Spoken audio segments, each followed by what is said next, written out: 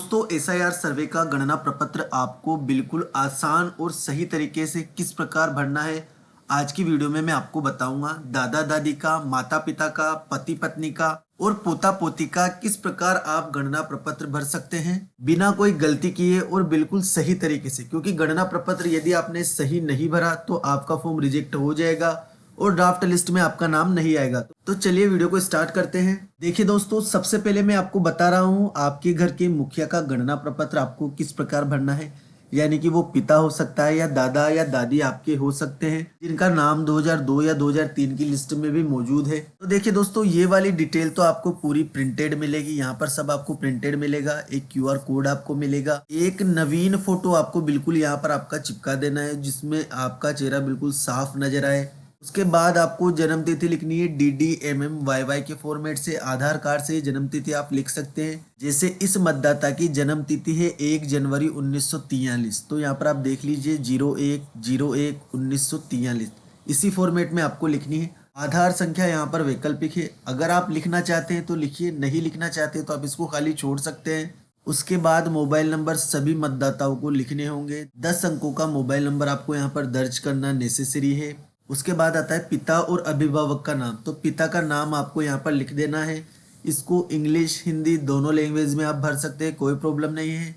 इसके बाद पिता और अभिभावक का एपिक नंबर, जो पहचान पत्र के ऊपर नंबर आता है, वो यदि आपके पास उपलब्ध है तो लिख दीजिए, अन्यथा इसको आप खाली छोड़ सकते हैं। उसके बाद माता का नाम आपको लिखना है। माता का एपिक नंबर यदि उपलब्ध है तो वो आप यहाँ पर लिख सकते हैं। इसके बाद आता है पति या पत्नी का नाम यदि लागू हो। पत्नी की डिटेल आप यहाँ पर भर रहे हैं तो पति का नाम आप यहाँ पर लिख सकते हैं, अन्यथा इसको भी आप खाली छोड़ सकते हैं, कोई प्रॉब्लम आपको नहीं होगी। अब देखिए दोस्तों, सबसे इम्पोर्टेंट कॉलम यही है फॉर्म का। यही अगर आपने गलत भर दिया तो आपका फॉर्म रिजेक्ट होना है। अंतिम विशेष गहन पुनरीक्षण की निर्वाचक नामावली में निर्वाचक का विवरण, यानी कि इससे पहले जो एसआईआर हुआ था उसकी निर्वाचक नामावली का विवरण यहाँ पर आपको भरना है। अब क्योंकि ये मतदाता ए कैटेगरी का है, यानी कि 2002 और 3 की लिस्ट में इनका नाम है, इसलिए ये वाला कॉलम इनका भरा जाएगा। सबसे पहले निर्वाचक का नाम 2002 की लिस्ट के अनुसार भरा जाएगा। इपिक नंबर जो 2002 की लिस्ट में इपिक नंबर था वही इपिक नंबर भरना है। 2025 का इपिक नंबर चेंज हो चुका होगा, वो आपको नहीं भरना है। रिश्तेदार के नाम में इनके पिता का नाम आपको यहाँ पर लिखना है। रिश्ता आपको पिता लिखना है। जिला 2002 का लिखना है। राज्य का नाम 2002। विधानसभा क्षेत्र का नाम 2002 में जो विधानसभा थी वही लिखनी है, वर्तमान में चेंज हो चुकी है, तब भी आपको 2002 की यहाँ पर लिखनी है। विधानसभा निर्वाचन क्षेत्र की संख्या क्या है वो आपको लिखनी है। भाग संख्या 2002 की और 2002 की लिस्ट में क्रम संख्या, ये पूरा कॉलम आपको 2002 की डिटेल्स के अनुसार ही भरना है। 2025 का कहीं भी इसमें कोई कंट्रीब्यूशन नहीं है, पूरी डिटेल्स 2002 के अनुसार आपको भरनी होगी। उसके बाद यहाँ पर आपको साइन कर देने हैं। उसके बाद बीएलओ इस पर साइन करेगा और इसको अपलोड कर देगा। अब दूसरी स्थिति आती है साथियों, यदि घर की मुखिया महिला है तो उसका किस प्रकार आपको भरना है। तो देखिए दोस्तों, यहाँ पर ऊपर महिला की पूरी डिटेल आ जाएगी। उसके बाद आता है अंतिम एसआईआर का विवरण। 2002 की लिस्ट में इनका नाम मौजूद था, घर की मुखिया है, तो सबसे पहले तो निर्वाचक का नाम यहाँ पर आएगा और 2002 की लिस्ट में जो इपिक नंबर थे वो यहाँ पर आएगा। अब रिश्तेदार के नाम में देखिए साथियों, यहाँ पर एक थोड़ा सा डिफरेंस है। रिश्तेदार के नाम में यहाँ पर पति का नाम आ रहा है, पिता का नाम यहाँ पर नहीं है। रिश्ते के नाम में भी आप देखेंगे तो पति आपको मिलेगा। क्यों? क्योंकि 2002 की लिस्ट में इनके सामने इनके पति का नाम दर्ज है, इसलिए पति का नाम ही आपको यहाँ पर लिखना है। 2002 की लिस्ट में रिश्तेदार के नाम में जिसका नाम है उसी का नाम आपको यहाँ पर लिखना होगा, रिश्ता भी आपको वही लिखना होगा।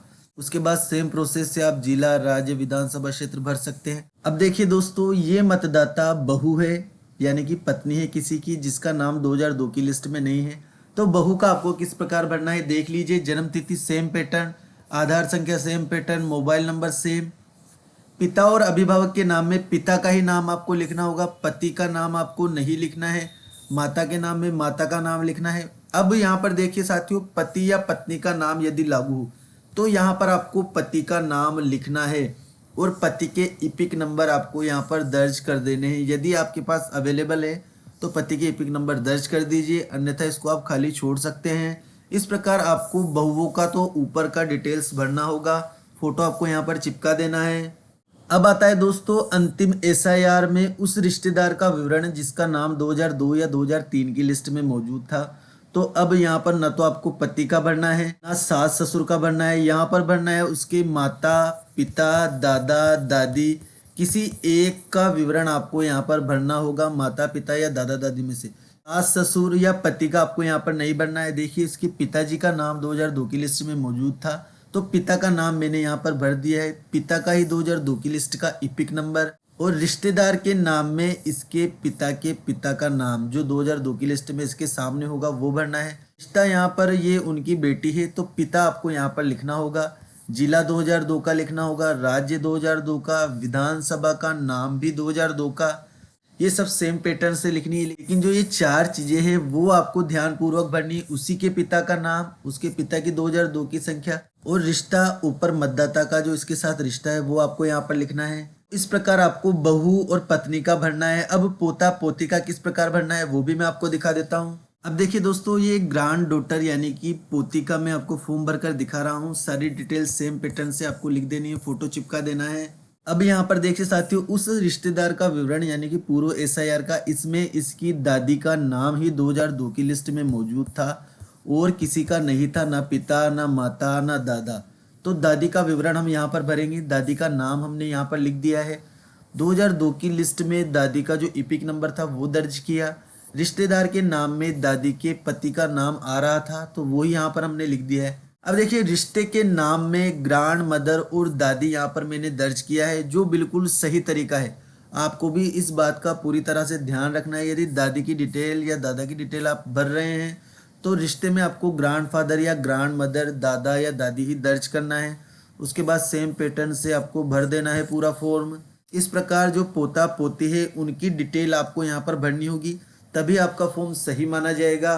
अब पिता के साथ किस प्रकार ऐड करना है वो भी मैं आपको दिखा देता हूँ। अब देखिए दोस्तों, ये मतदाता 2002 की लिस्ट में मौजूद नहीं है, लेकिन इसकी माता का नाम 2002 की लिस्ट में मौजूद है। तो वो डिटेल आप किस प्रकार भरेंगे वो देख लीजिए। अब देखिए दोस्तों, रिश्तेदार के विवरण में उसी रिश्तेदार का विवरण भरना है जो 2002 की लिस्ट में है। पिता है तो पिता का, माता है तो माता का, इन दोनों में से नहीं है तो दादा दादी का आप भर सकते हैं। क्योंकि इसकी माता का नाम 2002 में मौजूद है तो सबसे पहले हमने इसकी माँ का नाम यहाँ पर दर्ज किया, माता का 2002 का इपिक नंबर दर्ज किया। रिश्तेदार के नाम में इसके पति का नाम यहाँ पर आ रहा था 2002 की लिस्ट में तो वही यहाँ पर दर्ज किया। अब देखिए दोस्तों, रिश्ते के नाम में जो कंफ्यूजन होता है वो आपको नहीं करना है। सिंपली आपको यहाँ पर माता लिखना है, क्योंकि ऊपर जो मतदाता की डिटेल हमने भरी है ये रणजीत कौर उसकी माँ है तो माता हमें यहाँ पर लिखना है। उसके बाद सेम प्रोसेस से आपको पूरी एंट्रीज कर देनी है, साइन आपको कर देने हैं। तो ये चारों तरीके मैंने आपको बता दिए किस प्रकार आपको गणना प्रपत्र सही तरीके से भरना है। अगर आपको साथियों यूजफुल लगा हो तो वीडियो को लाइक करके चैनल को सब्सक्राइब जरूर कर लीजिए, क्योंकि इस प्रकार के अपडेट आपके मोबाइल तक पहुंचते रहेंगे। और कोई क्वेरी आपकी रह जाती है तो कमेंट बॉक्स में मुझे ज़रूर बताएं। Thank you.